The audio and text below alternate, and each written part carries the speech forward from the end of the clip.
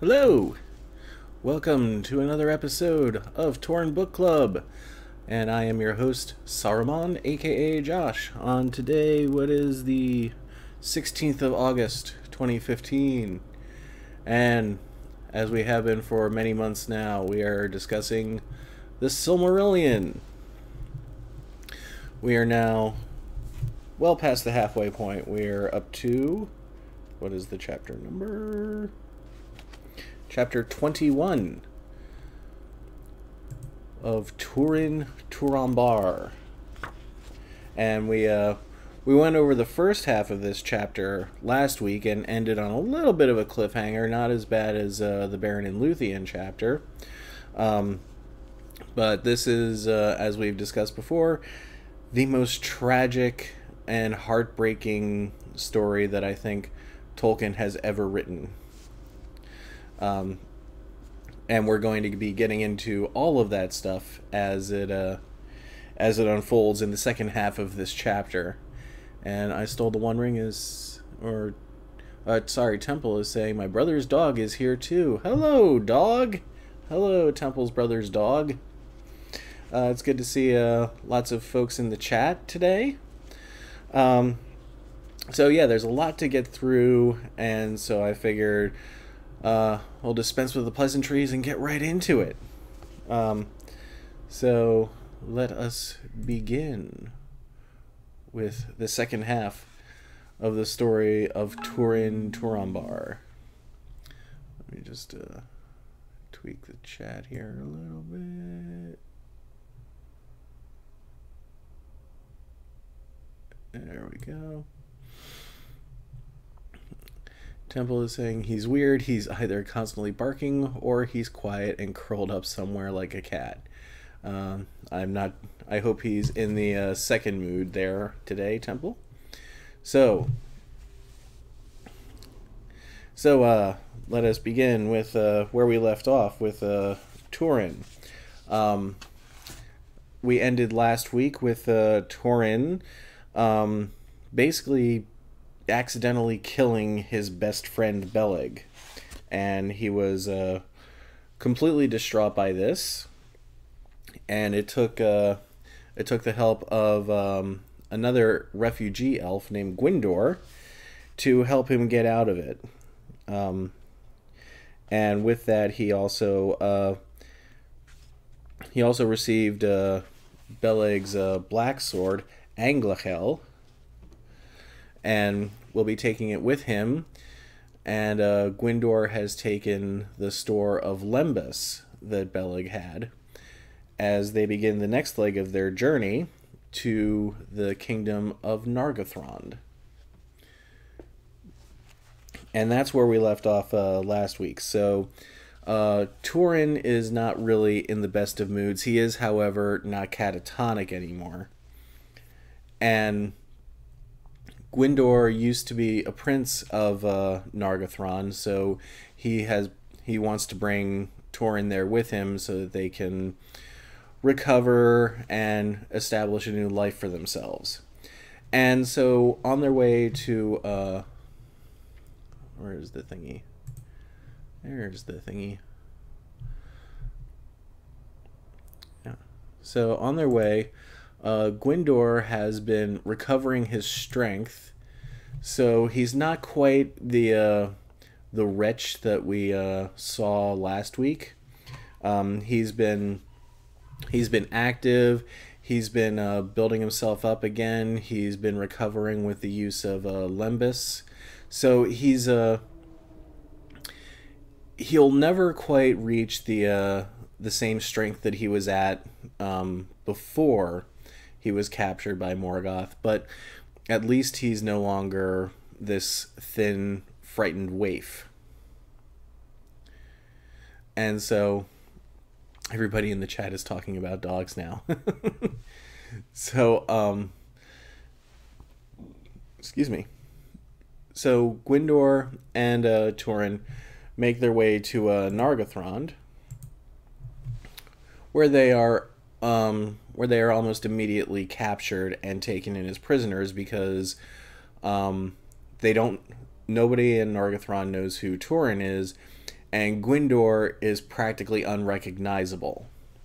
So they're both taken prisoner and taken in to be brought before the king.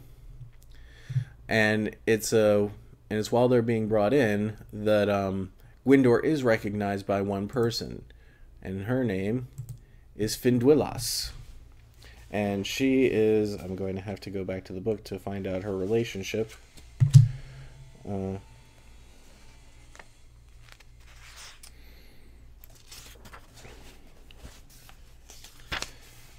Finduilas, where are you? I believe she is the sister of the king, Orodreth.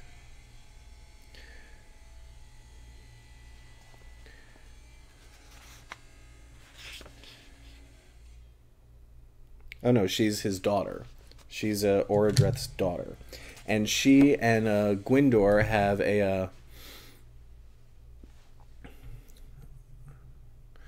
they have a previous history. What is Ustreamer3169 saying? I watched the archive of last week, so sad, and it's going to get sadder apparently. Reminder of how Tolkien drew from his war experiences in his stories. Yes, this is very much a tragic story. I don't know how much of this is really drawn from his war experience, so much as it's drawn from previous myths and previous stories. Because as we go through it, you'll start to see shades of like other famous tragedies that we know of, with Tolkien's own personal spin on it.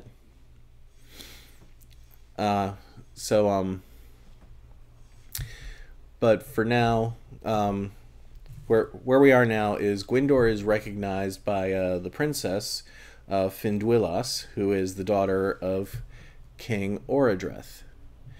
And because she recognizes him, they're let out. And Orodreth, there's Orodreth. Orodreth accepts them back in and hears all about Gwyndor's terrible story of being captured in the Battle of the Unnumbered Tears, and then being made a slave and then going back out. And so he's given a high place in the council. And Túrin is also welcomed in with open arms because he has the bearing of an elf. He comes with Gwyndor's favor. So he's brought in, and one of the things that happens is when Gwyndor reintroduces himself to everybody, I am Gwyndor, son of Gwilyn. When he goes to introduce Húrin, Húrin stops him, or sorry, not Húrin, Túrin. When he goes to introduce Túrin, Túrin stops him from telling them his name, and instead gives them a new name. Yes, Túrin has yet another name to go by. Now he is known as Agarwain.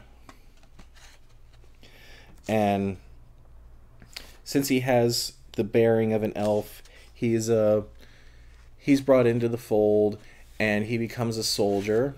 And the black sword Anglachel is reforged because it's been blunted and dulled, and so so the sword is reforged, and it gets a new name. The sword is now called Gurthang, the Iron of Death. So more new names to learn. So now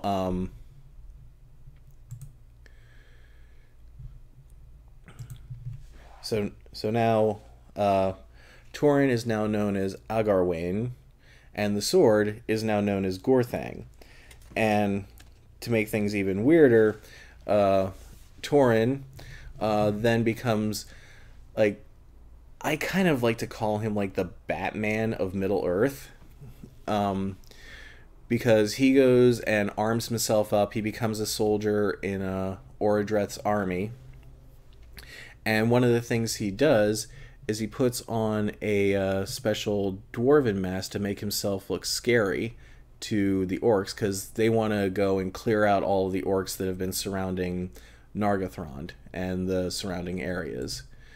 And so this is how he looks now, and he goes by, and he's given a nickname, which is the Mormigil, which I believe means the Black Sword. Yes. And soon legends are told about him throughout the land. They say the Mormigil cannot be slain save by mischance or an evil arrow from afar. And so with Túrin as this very scary looking character, the Mormigil, he helps to clear the land of the orcs, and not clear, but at least to bring them, not have them overrun the land quite so much. And so Túrin is a fierce warrior. He goes up high in favor, and it's around this time that he also gains the heart and love of Finduilas, the princess. And so now Túrin doesn't really return these affections very much. He's kind to her. He enjoys her company. And this is where we get into, and Tolkien does this twice in the story, and it's one of my least favorite story tropes in the world, the love triangle. Because Gwyndor and Finduilas had a relationship before he left for the Battle of Unnumbered Tears. And he's been trying to rekindle that relationship with her. Meanwhile, she very, very unwittingly and against, Marfels is asking, who are those in the pic? That is Túrin and Finduilas. And so, what was I saying? Finduilas, against her better judgment, ends up falling for Túrin because he is this proud warrior. He has this very strong, very regal bearing. He's very kind to her. And Gwyndor notices this. And, I mean, he's very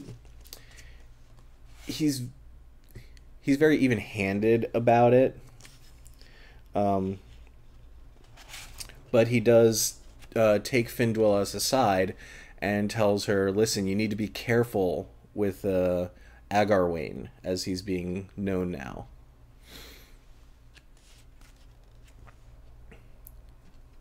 Marfels is saying mostly all the male characters look alike. I think in most artist renditions they do tend to look the same-ish.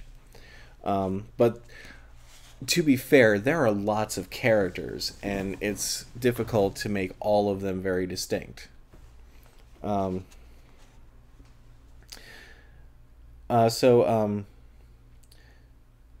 yeah, Gwyndor takes Finduilas aside and tries to tell her, be careful of this guy because he is mortal, you are immortal, he's not Baron, you're not Luthien.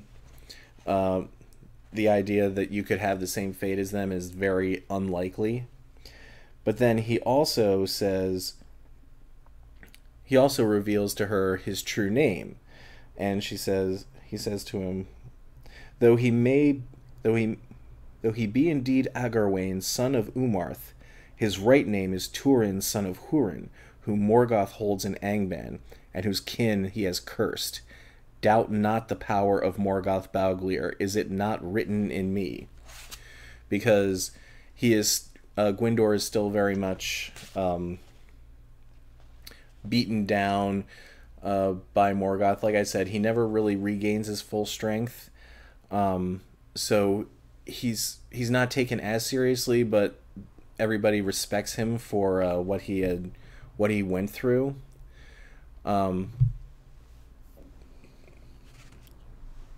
So so he reveals that to her, and Finduela says, "Listen, you don't need to worry because he doesn't love me anyway." Um, but later on, Finduelas and Túrin have a conversation where she reveals to him that she knows his true name, and this really angers Túrin.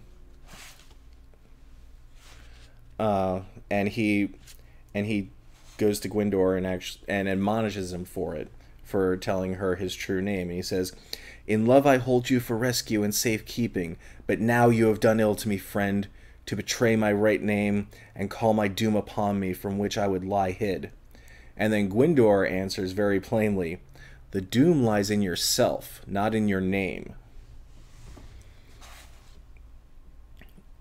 And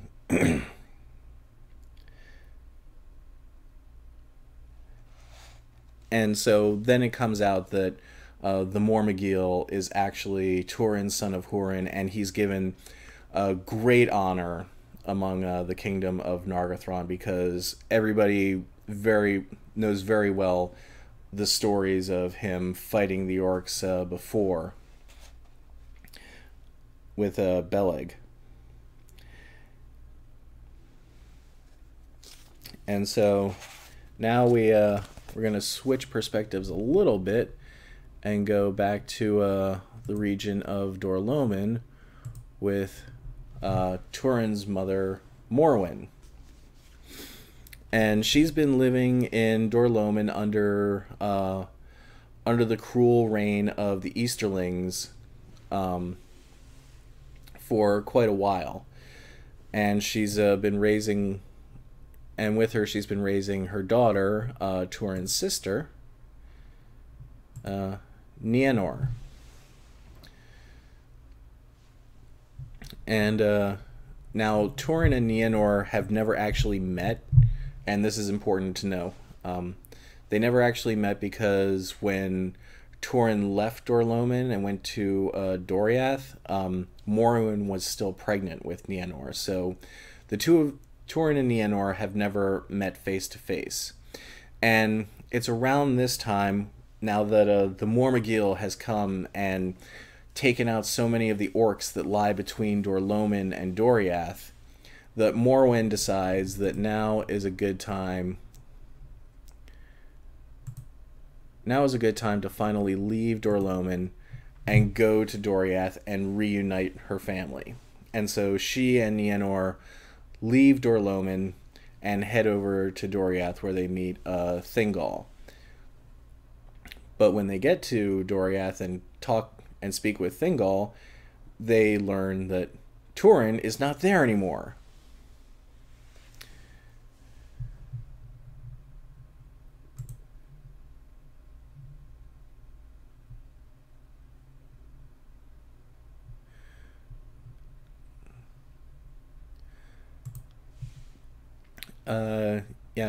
Aravandi is talking about the artist who did that picture of Túrin and Finduelas. This one here. It's done by an artist. Yes, her name is Ekukanova. I think that's how it's spelled. You can see it in the chat. And yes, she's on DeviantArt, and she has done a fantastic series of images specifically for the story of Túrin. So you'll see a couple more of her images as we go through this story. So anyway, Thingol welcomes Morwen and Nienor to Doriath because they're family to him pretty much at this point. And even though Túrin is not there, and Morwen, she's not pleased about this, but she's willing to accept it for now. Meanwhile, back in Nargothrond, we receive a couple messengers, and these messengers are named Gelmir and Arminas, and they come bearing some very ill tidings. Light of the King is saying they need to do an illustrated version of the Silm.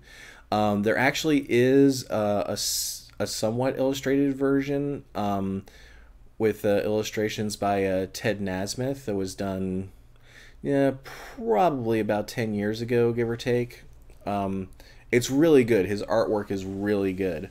I would highly recommend checking that out. So so these two messengers come, and they say, you have to be careful. There is something brewing in Angband.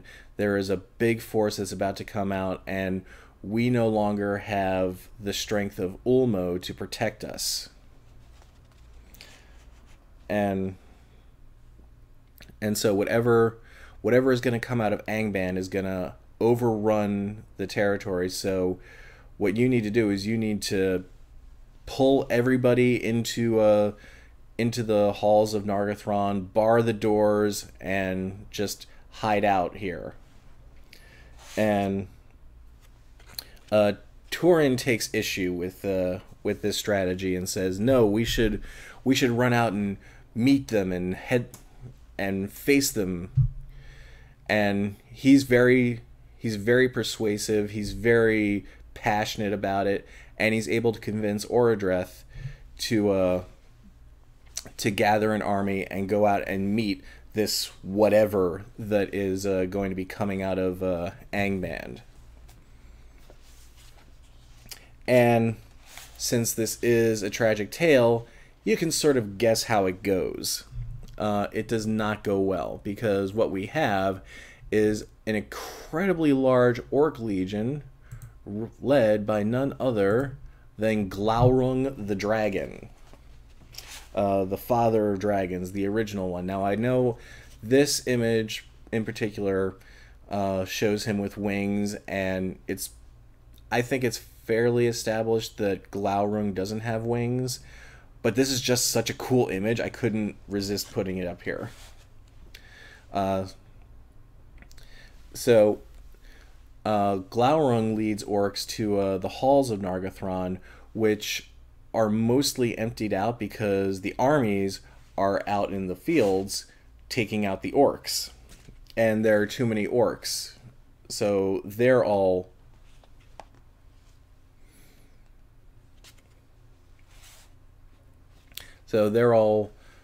very, very handily slaughtered, and there is a large last stand in an area called Tumhalad. And Ava's saying, Glaurung, the most evil dragon ever. He really is the most evil dragon ever, and as we get further into the story, we will learn precisely why. So in this battle in Tumhalad, Orodreth is killed, and Gwyndor is fatally wounded. And so now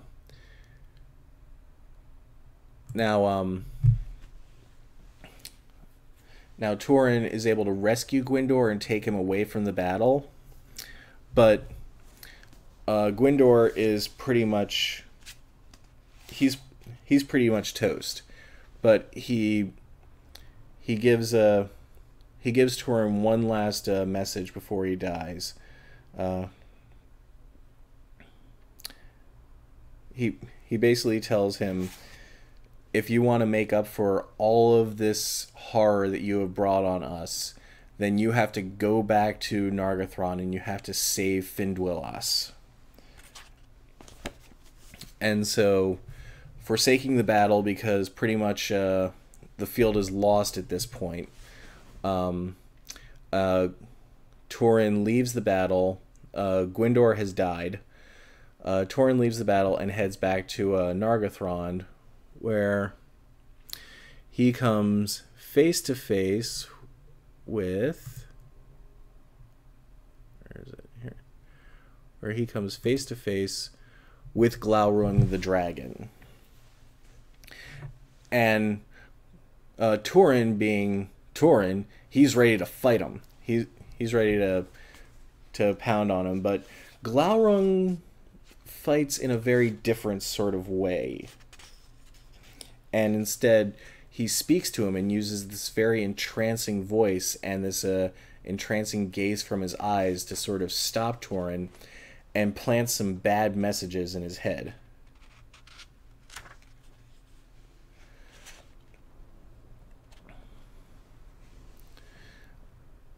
Let me see if I can. He basically, he admonishes Túrin for all the things he's done in his life. Like, here, I'm going to try my Glaurung voice. Get ready. He says, "Evil have been all thy ways, son of Húrin.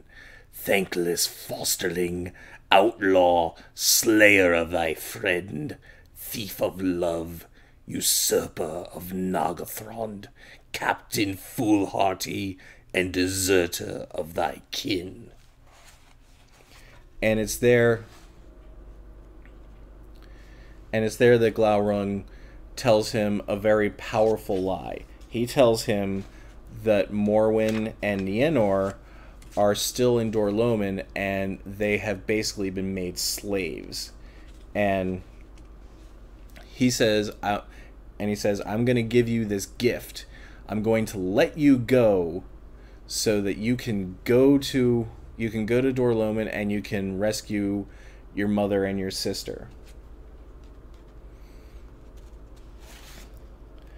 Because you've already destroyed everything here in Nargothrond. This is your one saving grace, and I'm letting you go in order to do this.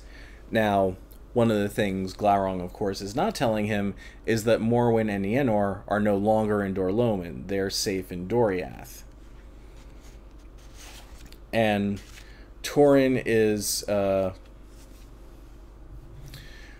very torn by this, because if he leaves, he will not be able to save Finduilas, which Gwyndor has told him is his one saving grace. But it's his mother and his sister, it's his family.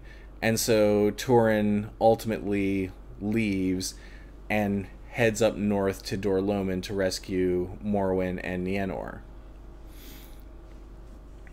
And while he's and so he forsakes Finduilas, and he forsakes Nargothrond to go rescue his mother and his sister. And so he goes up to Dorloman, where he has to sneak around because it is overrun by Easterlings. And there he meets up with the family of one of the Easterling warlords named Broda, who Broda's wife was sort of helping out Morwen on the sly.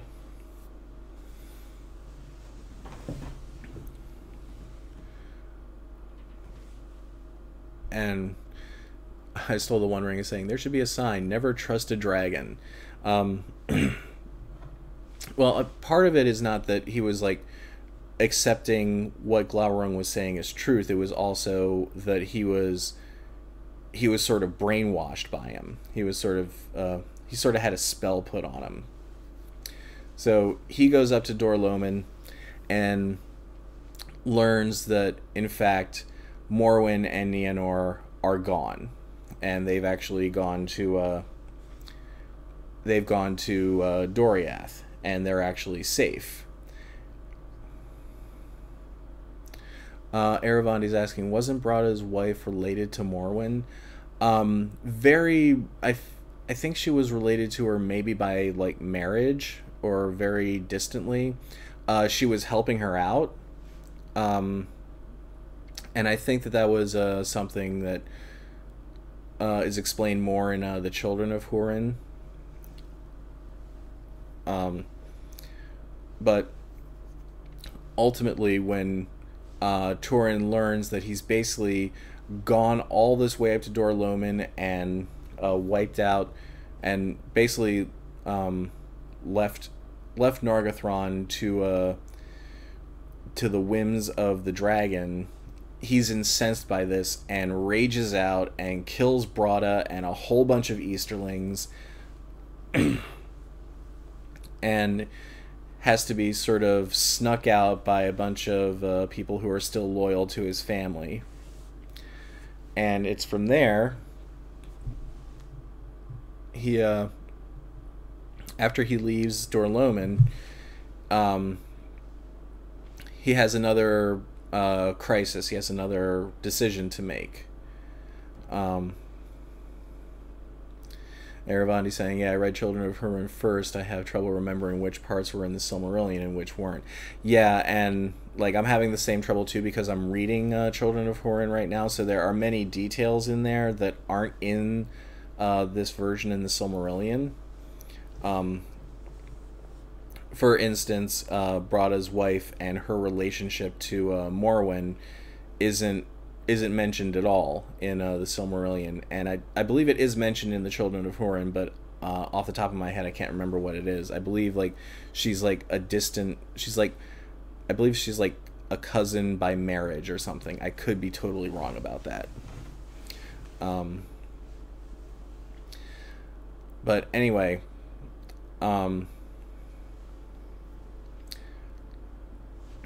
so Túrin now has this choice. He can go to Doriath and rejoin his mother and sister, or he can go back down to Nargothrond and try to keep his word to Gwyndor and rescue Finduilas.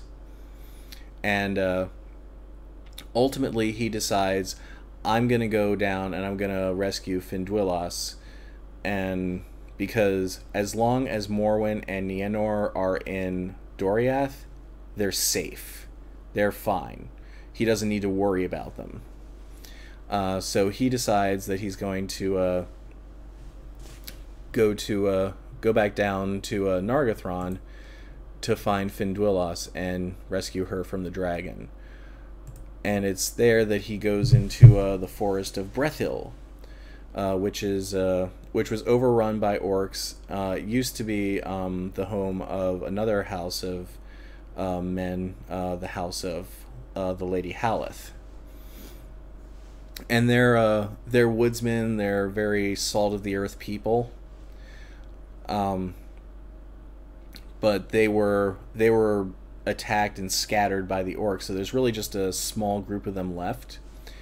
And when Túrin gets to Brethil, he runs into a group of woodmen and tells them that he's going to Nargothrond to rescue everybody who's been captured. And it's there that the men of the woods tell him, you're too late. They've already killed everybody.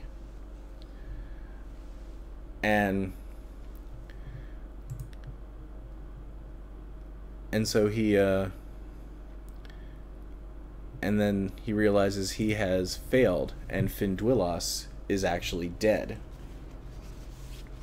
And let me see if I can find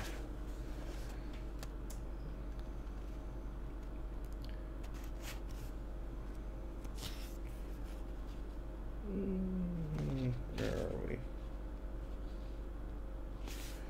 Okay, that's too far.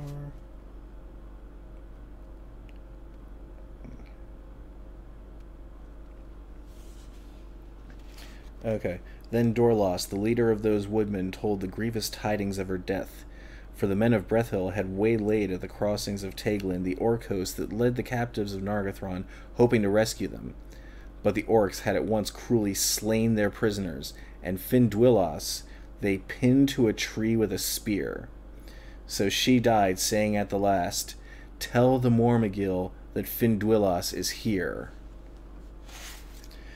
So Dorlas, who is the leader of this group of woodmen, they take Túrin to the tree where Finduilas has been speared to it, and he takes her down, and he is again completely grief-stricken over this, and he buries her and creates a burial mound which is called Houth and Eleth. And this is an important burial mound because it's going to play a big part in the events to come. Houth and Eleth means the mound of the elf maid. And so this is Finduilas's grave. And so at this point, Túrin feels that he has failed utterly. He's failed his elf friends, he's failed Finduilas, he's failed Gwyndor, he's failed Beleg. And he doesn't want to bring this curse that he clearly has back onto his mother and his sisters. So he decides, let them stay in Doriath. Let them stay under the protection of Melian and live a good life, and I will stay out here and exile in the wild. And so he joins up with the woodmen of Brethil. And their leader, for the most part, is a man named Brandir, who he's wounded, he's crippled, but he's also the last in the line of the house of Haleth. So by default, he's their leader. And they're like I said, they're very salt of the earth. They don't really they don't have big cities. They live in huts. They live off the land. And Túrin decides to join them, and because it's a new location and new people, he changes his name yet again. And now his name is Turambar, which means Master of Doom.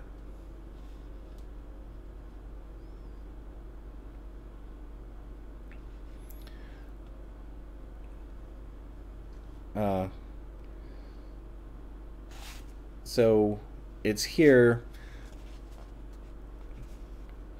Marples is asking, who is that? I got a commercial. This is Brandir, the lord of the woodmen of Brethil. And so Túrin is he's now Turambar. He's decided to put away his sword, and he's just going to live off the land with the woodmen, and he's not going to bring any more attention to himself. And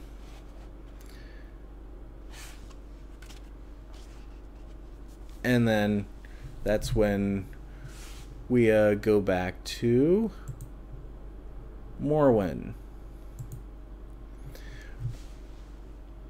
Morwen is getting very impatient with the fact that there are no tidings of Túrin. She's learned about the attack on Nargothrond, and she wants to find him.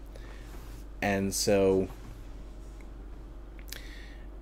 and Thingol doesn't want to let her go. And in the Children of Húrin, she has this very powerful exchange with him where she basically accuses him of keeping her prisoner, and this really cuts Thingol to the bone. And he's like, I'm not holding you prisoner. And so he agrees to let her go, but only with a guard. And so she agrees to go with the guard. And the leader of that elf guard that goes with her is another one of our friends, Mablung, who was a commander with Beleg. And we've seen him crop up in other stories before. But now he's going to be Morwen's bodyguard as they travel to Nargothrond. And he's very strict with her. He's telling her, you can only go this far. Don't engage with anybody. Let me clear any path before you. Don't wander off on your own. And on their way, they realize they're being tailed. And they're being tailed by none other than Nienor, her daughter. And Aravandi's saying, with how things turned out, maybe he should have held her as a prisoner. Yeah, you're not wrong. But so they've been tailed by Nienor. She doesn't want to sit this out. She wants to find Túrin as much as Morwen does. And so Mablung hates this idea. He didn't even like taking Morwen out into the wild, and now Nienor is with her. But he has his orders. He's there to guard them, and so he takes her into the company, and they get attacked by orcs, because of course they do. And their party gets scattered, and Morwen and Nienor are basically like just out in the wild by themselves, and they get separated. And Morwen, she vanishes. She completely disappears, and according to at least this book, she's never heard from again.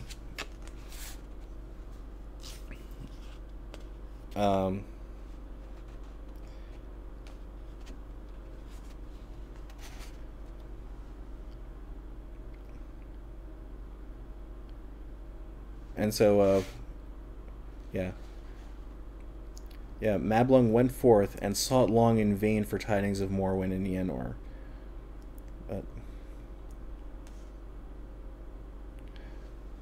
So we don't hear much about Morwen after this, but Nienor we hear a lot about. She's wandering, and she happens to come upon a hilltop where she meets Glaurung. Glaurung has left Nargothrond, and he's wandering around, and he sees her, and he casts a very evil spell on her. He basically wipes her memory completely. She doesn't know who she is. She doesn't know where she is. She doesn't even know how to speak. And leaves her there to fend for herself.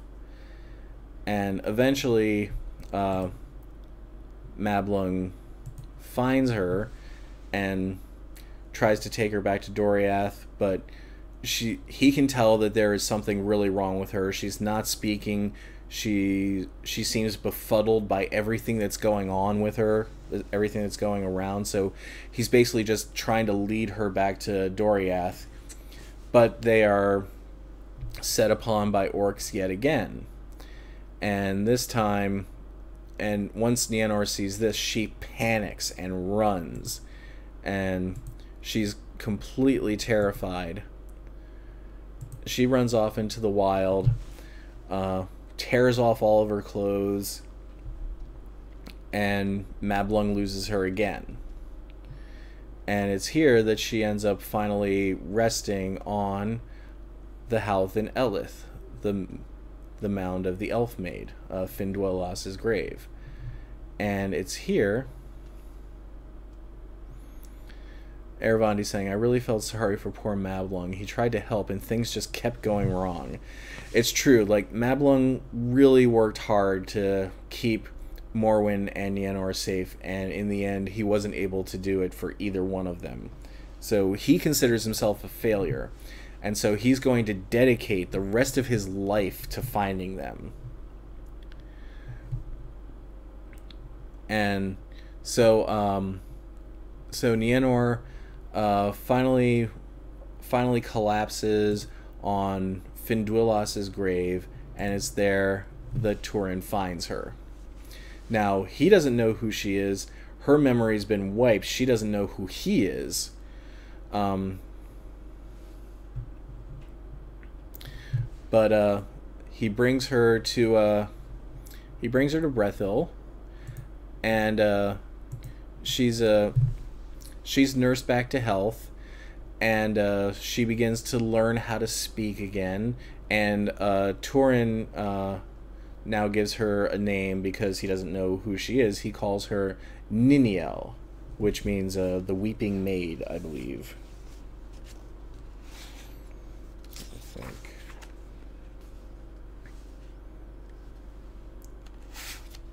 And yeah, so here we have another love triangle. Now, Brandir, he's been helping teach Nienor, or now Niniel, how to speak again, and he's fallen in love with her. And again, she really likes him. She's very, she enjoys his company, but as these things go, she's fallen in love with Túrin. And in a twist, Túrin has fallen in love with her. And eventually, after some time, Túrin asks Niniel to marry him. And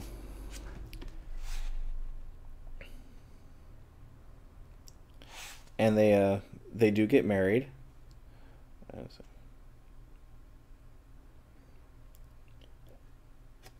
Now she does put up a little resistance just because Brandir is he's trying to sort of keep some distance between Túrin and Nienor, because he doesn't entirely trust Túrin.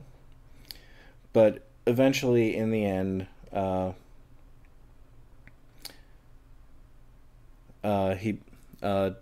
Túrin and Nienor do get married.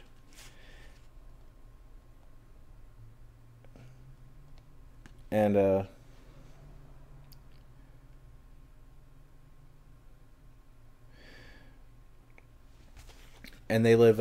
living a good, happy life, totally ignorant of their true relationship to each other.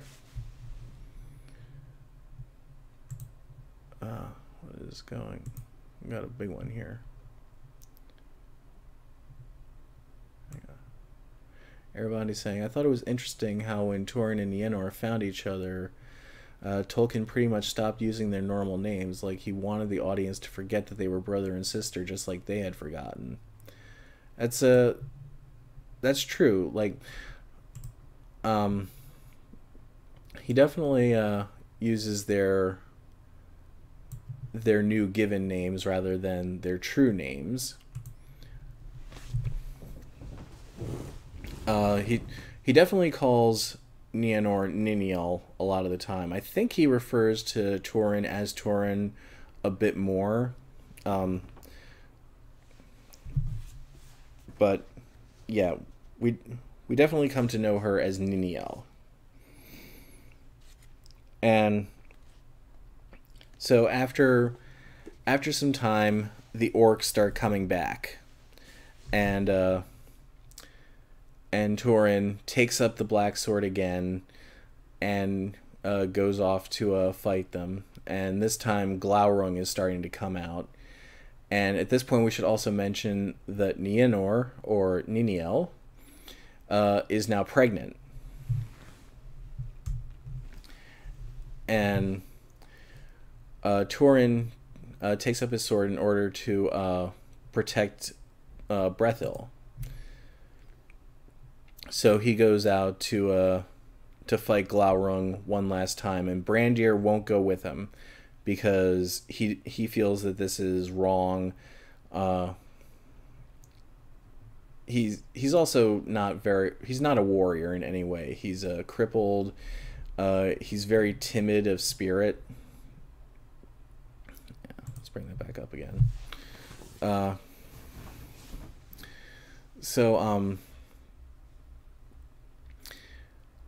So he's basically admonished by a lot of the other members of the party, particularly these two men. This one man, Dorlas, who is one of the, I guess you could call him a commander. of whatever army they have left. And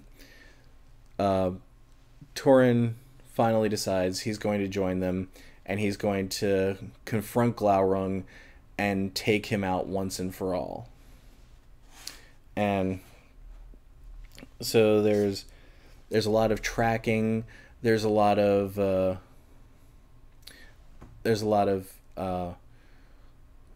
hiding, and eventually Túrin comes across Glaurung in this by a river. Yeah, it's this area called Nengirith.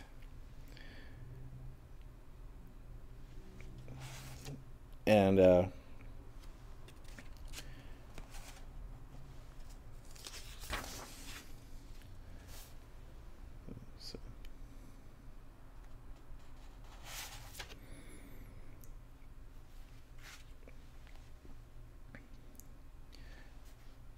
yeah, so sorry, I'm going over the ending again.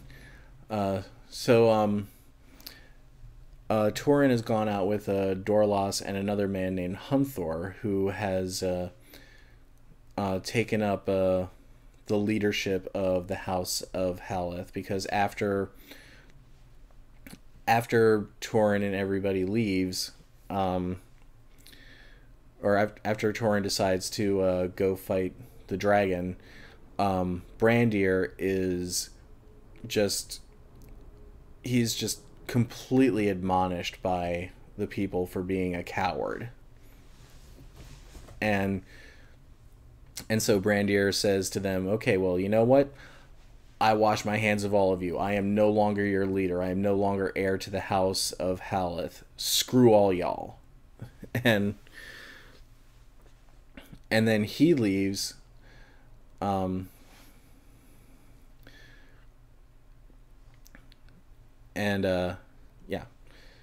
And then Hunthor, who was a commander who goes with Túrin, he's the one who is now in charge of the House of Haleth, but he's killed by a falling rock while they're hunting Glaurung. So like that old trope, rocks fall, everybody dies. This one actually happened. Glaurung knocks over a rock and it crushes Hunthor. And so he ended of the House of Haleth, not the least valiant. And but through that, Túrin is able to find the location of Glaurung, and so he brandishes his sword Gorthang, and where is it? There he is. And he kills Glaurung, stabs him right in the gut. And he stabs him so hard and so deep that the sword actually gets lodged in there.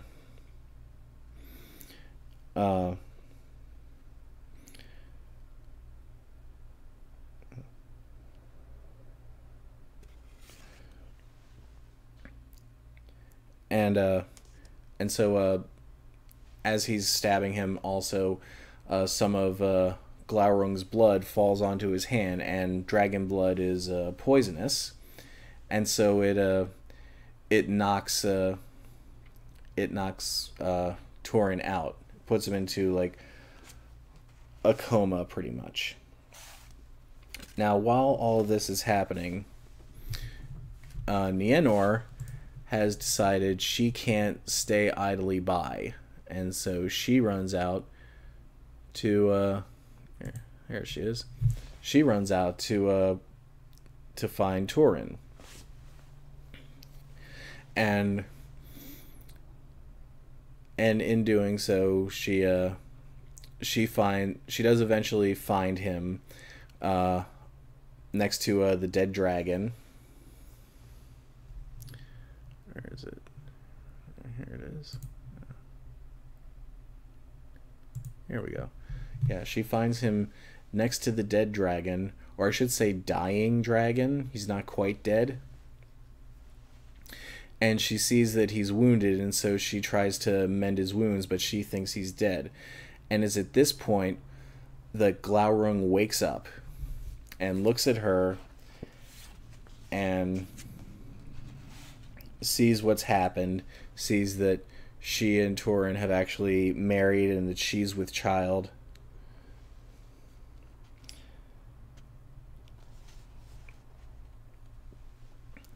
And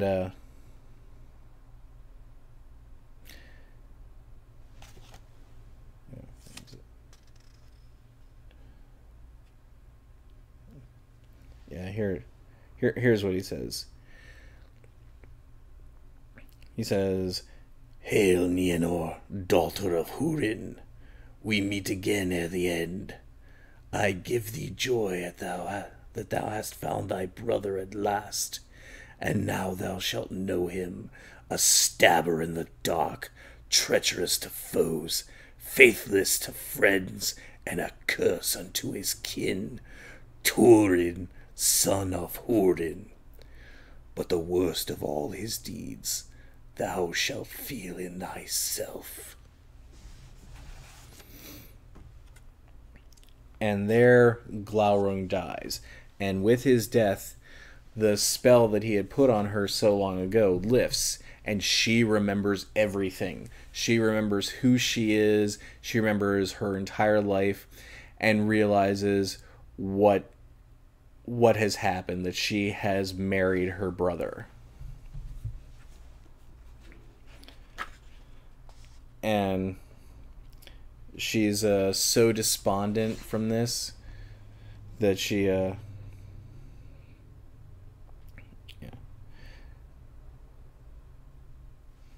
that she actually goes up to the top of a cliff and throws herself off. And that's how she dies. Now, it should be noted that Brandir, the one who has been in love with her this entire time, he has overheard this whole thing and knows the truth about their relationship. And so he goes back to Brethil to tell them the story. That he thinks that Túrin is dead. He also thinks, and he also knows that Nienor is dead.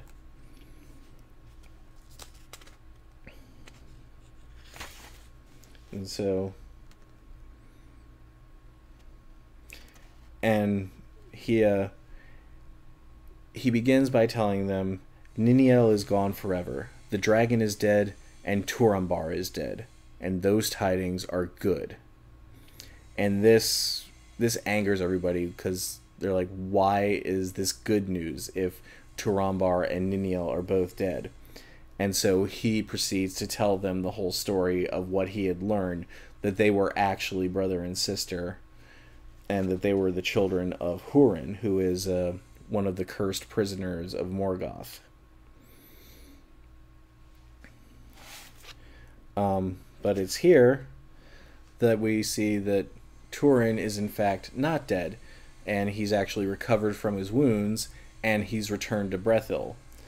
And he learns the story that Brandir has been telling everybody, and Brandir and Túrin is again incensed by this, and in a rage he kills Brandir because he refuses to believe that anything that Brandir has said is true.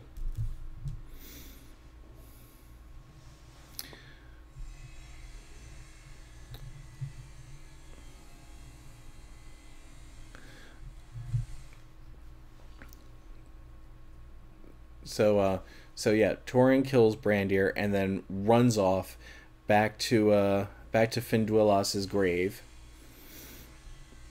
And it's there that he comes across Mablung. And Mablung has been out in the wild, wandering, trying to find Morwen and Nienor this whole time. and he finally comes across Túrin, and they both know each other, so they sit and talk. And Túrin basically asks him, because as far as Túrin knows, Morwen and Nienor are still in Doriath. They're still safe. And so he basically asks Mablung point blank, it's true that they're still safe in Doriath, right? And it's there that Mablung has to tell him the truth, that they did in fact leave and they disappeared.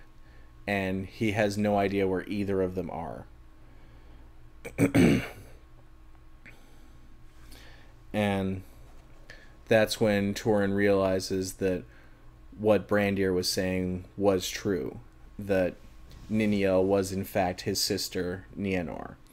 And as depressed as he's gotten before, this is as depressed as he's ever going to get. And he tells Mablung to go, and he says, and a curse too upon your errand. He says, this is a bitter jest indeed. And he bade Mablung to go and return to Doriath with curses upon it. And a curse upon your errand, he cried. This only was wanting. Now comes the night.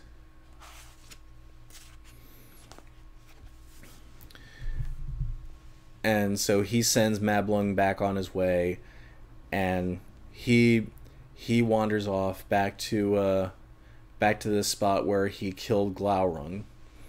And it's there he has a conversation with his sword, with Gorthang.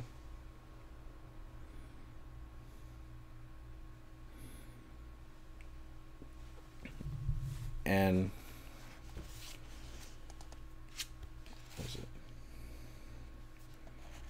yeah, he says, "Hail, Gorthang! No lord or loyalty dost thou know, save the hand that wieldeth thee. From no blood wilt thou shrink. Wilt thou therefore take Túrin Turambar? Wilt thou slay me swiftly?" And the blade actually answers him and says, "Yea, I will drink thy blood gladly, that so I may forget the blood of Beleg my master, and the blood of Brandir slain unjustly. I will slay thee swiftly."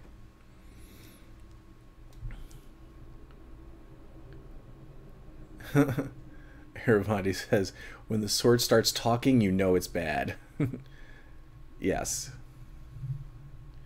And so Túrin takes the black sword and plunges himself on it. And it says, "Then Túrin set the hilts upon the ground and cast himself upon the point of Gorthang, and the black blade took his life." And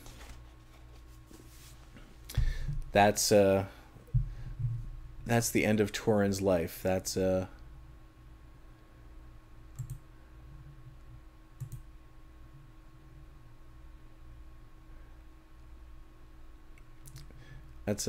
how his story ends. But one more thing happens, and that is Mablung comes and finds his body and gives him a proper burial, because he feels in some ways responsible for what happened, which, in a way he is. He says, "I also have been meshed in the doom of the children of Húrin, and thus with my tidings have slain one that I loved." And so he buries Túrin and sets up a grave, and on it it reads, "Túrin Turambar Dagnir Glaurunga," which is which I'm pretty sure just means Túrin Turambar, the slayer of the dragon, the slayer of Glaurung. And then beneath it they also wrote Nienor Niniel. But she was not there, nor was it ever known whither the cold waters of Teglin had taken her. And that is the tragic and awful story of Túrin. And did it in about an hour. Eravandi is saying, I wonder if the sword really did talk or if Tolkien was just showing us that Túrin had gone insane. I sort of feel like it could be a bit of both. Because like it wouldn't surprise me if this was really just Túrin finally losing his mind at the end. But yeah, it's such a tragic story, and but there are shades of like other famous tragedies in there, like everybody's saying, and everyone's depressed now. Yep, pretty much.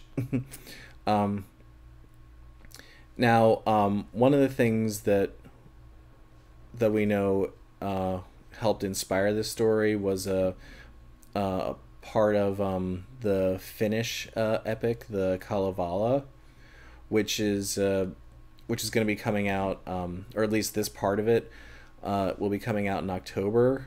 Tolkien wrote or translated and interpreted part of it into a story called The Story of Kullervo, which is a character from the Kalevala, which Tolkien cites as part of what interested him in myth making. And the story of Kullervo is very much an inspiration for Túrin.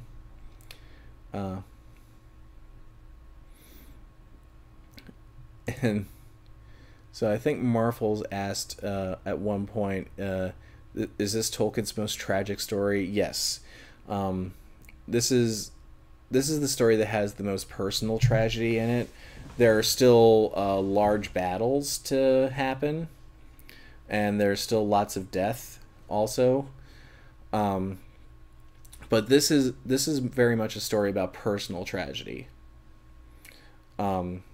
And so, but you can also see that there are shades of Romeo and Juliet in here, with the whole idea of the two lovers thinking that one thinking that the other is dead, killing themselves, and then the other one kills themselves afterwards. Now, the situation in Romeo and Juliet was very different than it was here, but you can there was still that. And then there's also kind of the story of Oedipus a little bit, except in this case, instead of him marrying his mother, he marries his sister.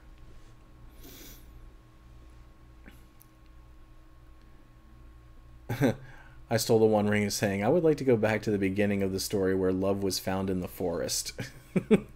Yeah, I think a lot of us. So like there's lots of elements from different myths in this, but I think this is a testament to how strong of a writer Tolkien was that he was able to take these various inspirations and create a wholly unique story out of it. Aravandi's saying, later is the story of Arendil and Elwing, and their story is pretty good. Yes, that's a good story, and it's not a depressing story. And we're going to get to that one in 2 weeks. Because, believe it or not, there are only 2 episodes left in the story of the Silmarils. We've got, next week, we've got the story of the fall of Ustreamer 3169 saying, is in the light of Arendil. Yes, exactly, that Arendil. We've got we've got the story of the fall of a couple more kingdoms, and then the final battle, the War of Wrath. So and that'll bring us to the end of the section, which is the Quenta Silmarillion, which is the actual story of the Silmarillion. But there is more after that, because after that we have the rise and fall of the kingdom of Númenor.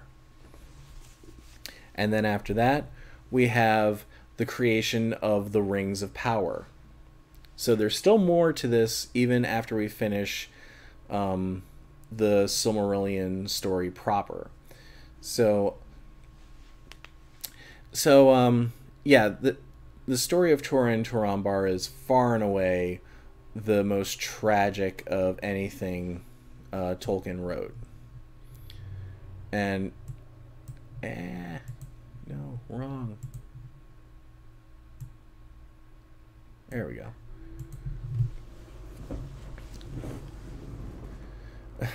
I stole the One Ring saying, I have to survive for 2 weeks, hides all the swords. That's pretty funny. Ustreamer3440 is saying there's some personal tragedy in the Numenor story too. There definitely is. And there's personal tragedy in a lot of the stories. Like there's a personal tragic story with Thingol that we're going to be getting to. There's a personal tragic story with Turgon that we're going to be getting to. And then there are the kings of Numenor. And Light of the King won't be here next week because she is at an event for Agent Carter, and I hate her. No, I'm kidding. I don't hate you. Enjoy yourself, Light of the King, and we'll be sitting here talking about death and destruction. So yeah, I feel like there are probably there are lots of. This is probably the strongest personal tragedy, or the strongest story of personal tragedy in the Silmarillion, and it's very intense, and it doesn't let up for a minute. It's just one horrible thing after another happens to Túrin. And one thing I forgot to mention, if we go back to the big screen, sort of a lead-in for what's to come. One thing that we need to bear in mind while all this has been happening, Húrin, his father, has been sitting in a chair up in the peaks of Thangorodrim watching all of this. So think about that for a little while.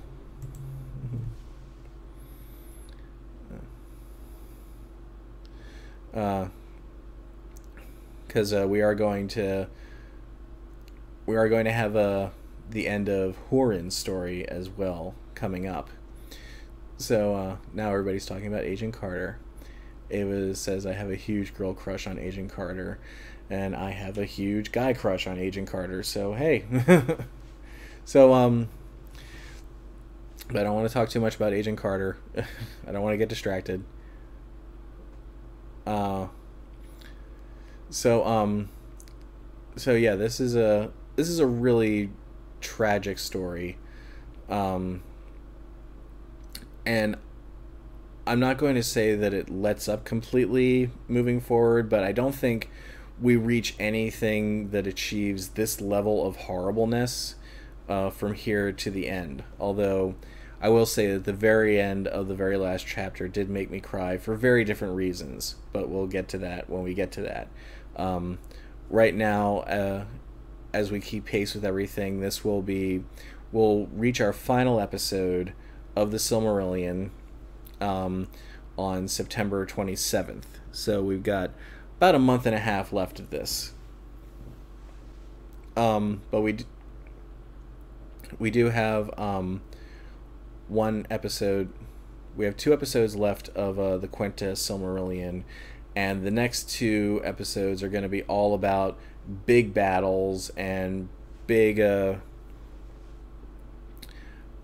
changes in the world, and like seriously big changes in the world. We're going to meet some new characters. We're going to lose some old friends. Like, I believe it was a while ago, but somebody described the Silmarillion as everybody dies except for Galadriel. And I can't remember who it was, but that's not entirely untrue. I believe there are a couple characters who will make it out. Like, we do meet some people after. We do meet a couple other characters who we will see later in The Lord of the Rings. So there are some other survivors. But yeah, we're going to get into big epic battles next week with the ruin of Doriath and the fall of Gondolin.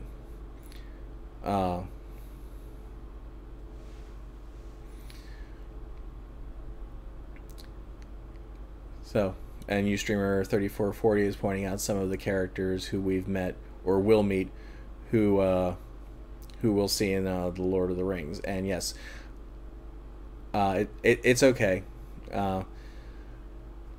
It's okay. Ustreamer3440 was like, oh, sorry, was I spoiling? We'll meet Elrond, yes.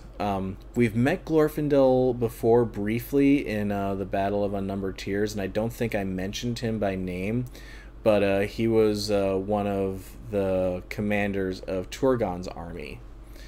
And Glorfindel will have a bigger role in the stories to come. He actually he achieves a very important goal. So now I've spoiled, so don't worry. But I'll keep it a little vague. Of course, Ustreamer3440 is Suzanne, the button lady. Hello, Suzanne.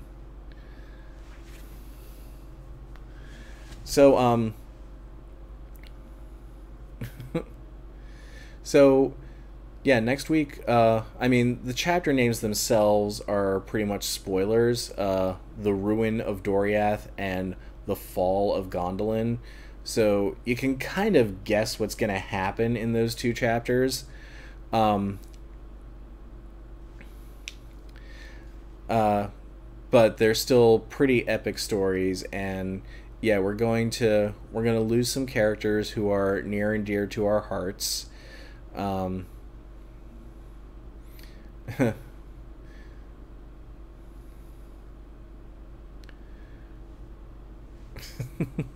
everybody's like, oh, it's the button lady, yay! So yeah, I think that should bring us to the end of this week. Oh, good spoiler there, Suzanne. Frodo's going to destroy the ring, but he loses a finger. Ugh. What is the point of even watching Lord of the Rings now? Oh, yeah. Everything. What is the point of even reading Lord of the Rings either? So, what time is it? Yeah. We got a good good bit in here. Got through that story a lot faster than I thought I would. I was sort of jumping around a little bit, and I was skipping over some stuff. Like I always try to say, these are summaries of what happens. This is not like me rereading all of the book for you. So like there's still things for you to get out of the book that I haven't talked about here. So I'm always encouraging people to read the books. And not just watch me blather about it. Yeah, I think that'll bring us to the end of this week's episode. Next week, the last kingdoms shall fall, and Morgoth's victory is all but assured. How will it end? We'll find out. So I will see you all next week. Thank you, everybody in the chat who was very lively this time. Marfal's Temple, Ava, Eruvandi, I Stole the One Ring, Suzanne, I think there were a couple others. Yeah.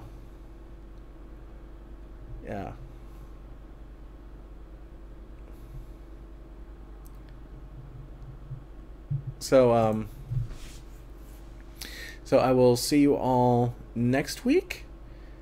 And Light of the King is saying, oh, it's nap time now. Yeah, me too. It's been a long weekend. Thank you all again, and I will see you all next week. And even though we have been hit over the head with tragedy for the last 2 weeks, and it may discourage us from wanting to continue, please never stop reading.